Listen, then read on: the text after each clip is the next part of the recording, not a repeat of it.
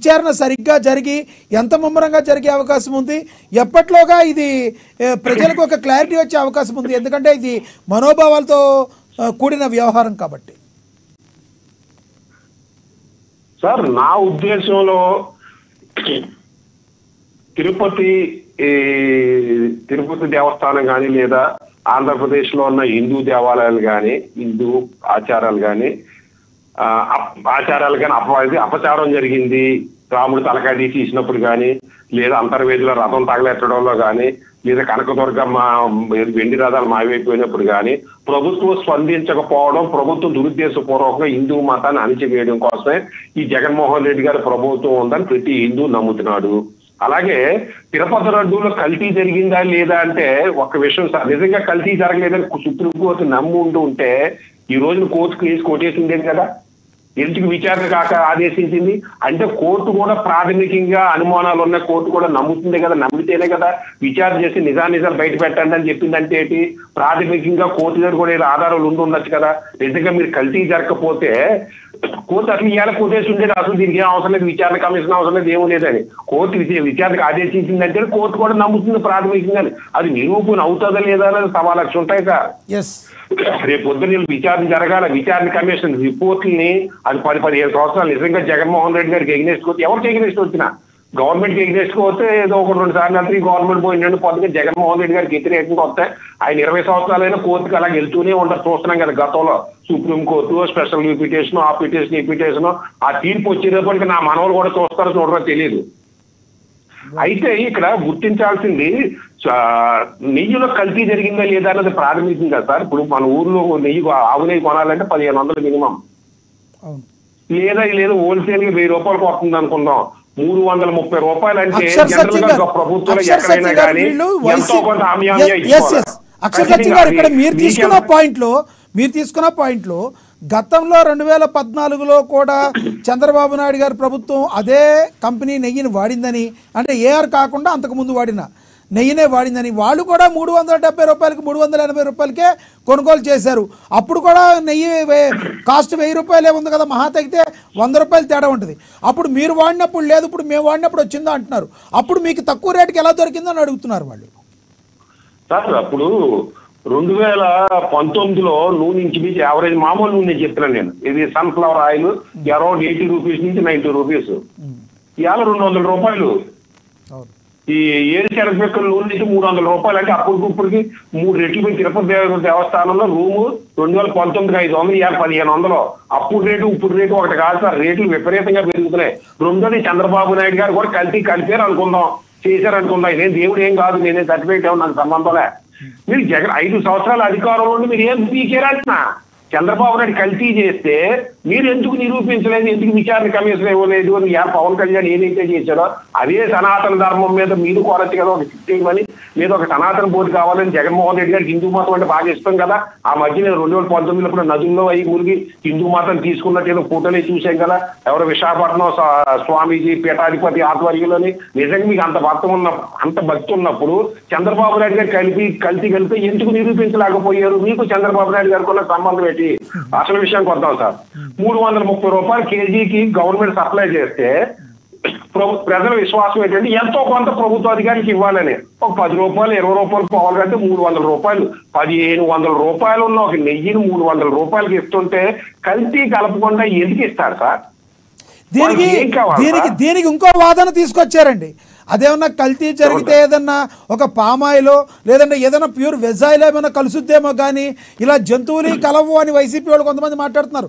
చింతామోహన్ గారు అంటే ఆయన ఎవరో మాట్లాడుతున్నారు, చింతామోహన్ గారు ఎవరో మాట్లాడుతున్నారు, మీరు విన్నారా? పశువులు ఆయిల్ కలిపారో దానికి మంచినీళ్ళు కలిపారో చెప్పమానండి, డిక్లరేషన్ ఇవ్వమండి, ఎప్పుడు ఇవ్వమనండి. లేదు మీరు పంది కొవ్వు కలపలేదు, ఆవు కొవ్వే కలిపాం, ఆవు మంచిది కాబట్టి, లేదా మీకు ఓన్లీ వెజిటబుల్ ఆయిల్ కలిపాను డిక్లరేషన్ ఇవ్వమనండి, తప్పులేదు. కల్తీ జరగకుండా మాత్రం 300 రూపాయలకి ఎలా సప్లై చేయగలరో ఎవరైతే మాత్రం సింపుల్ రూలు. తర్వాత మీరు 18 సార్లు వెనక్కి పంపించాను అంటున్నారు ట్యాంకర్లు, ఏ బేసిస్ మీద పంపించారు? అసలు తిరుమలలో టెస్టింగ్ ఏజెన్సీ లేని దానికి, టెస్టింగ్ ఫెసిలిటీస్ లేకుండా ఏ విధంగా టెస్ట్ చేశారు, ఏ విధంగా బేస్ చేసి ఇది కల్తీ అని అంటే మన పల్లెటూరులో చూస్తుండే ఇలా వాసన చూసి కల్తీ కాదు అటువంటి నాలెడ్జ్ ఏమన్నా ఉందా? వాసన చూసి పంపించేశారా? 18 సార్లు వెనక్కి వెళ్ళి అంటే కల్తీ వస్తున్నట్టే కదా. అదే కల్తీ అంటే అవునే మీరు ఏం యాక్షన్ తీసుకున్నారు? 18 సార్లు వెనక్కి పంపించే అక్కడ వ్యక్తి కాంట్రాక్ట్ రద్దు చేయకుండా, కొత్త తీసుకోకుండా, లేదా ఏమైనా షోకాజ్ నోటీస్ ఇచ్చారా? మీరు ఏమి చేయకుండా అదే వ్యక్తి నుంచి కంటిన్యూ చేసుకుంటూ వచ్చారు. అసలు ఒక ల్యాబ్ ఫెసిలిటీని ఎందుకు ప్రొవైడ్ చేయలేదు? ధరలు విపరీతంగా పెంచారుగా. మళ్ళీ శ్రీవాణి టెస్ట్ లో 1000 వచ్చినాయే, రూమ్ రెంట్లో 1000 పెరిగినాయే, రోజుకి 5 కోట్లు వెంకటేశ్వర స్వామికి వస్తుంది. ఫిక్స్డ్ డిపాజిట్ లో కొన్ని 1000 కోట్లు ఉన్నాయి, కొన్ని లక్షల కోట్లు ఉన్నాయి, కొన్ని 1000 కోట్ల ఇంట్రెస్ట్ వస్తుంది. ఒక 75 లక్షలు పెట్టి ఎందుకు ల్యాబ్ వేయలేదు? మీరు హిందూ మొత్తం అపవిత్రం చేస్తున్నాడు చంద్రబాబు నాయుడు. ఇక్కడ అక్షర్ సత్యం గారు టీటీడీ ఏర్పడింది ఇప్పుడు కాదు, జగన్మోహన్ రెడ్డి గారి హయాంలోనే టీటీడీ ఏర్పడలేదు. టీటీడీ అనేది ఎప్పటి నుంచో ఉంది. ఆంధ్రప్రదేశ్ అవతరించినప్పుడు దగ్గర నుంచి కూడా దగ్గర టీటీడీ ఉంది. ఆ టీటీడీ ఉన్నప్పుడు మరి అప్పుడు చేయాలి కదా.